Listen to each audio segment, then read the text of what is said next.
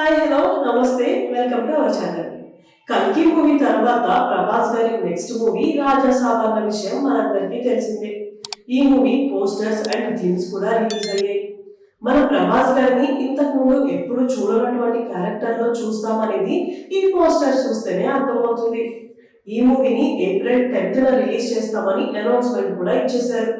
అంతే, అప్పటి నుంచి ఈ మూవీ గురించి ఎలాంటి అప్డేట్ కూడా లేదు. మూవీ అయితే పోస్ట్పోన్ అయింది అన్న విషయం అర్థమవుతూనే ఉంది. దీని మీద ఫ్యాన్స్ అందరూ కొంచెం డిసప్పాయింట్ అయ్యారని చెప్పుకోవచ్చు. రీసెంట్ గా ఈ మూవీని సెప్టెంబర్ లో రిలీజ్ చేస్తారు అనే టాక్ అయితే వినిపిస్తుంది. కొంతమంది ఏమో సెప్టెంబర్ ఫస్ట్ వీక్ లో రిలీజ్ చేస్తారు అని అనుకుంటున్నారు. ఇంకొంతమంది ఏమో దసరాకి రిలీజ్ చేసే ఛాన్సెస్ ఉన్నాయని అనుకుంటున్నారు. అలా అనుకుంటే దసరాకి బాలకృష్ణ గారి మూవీ అఖండ 2 కూడా రిలీజ్ అవుతుంది.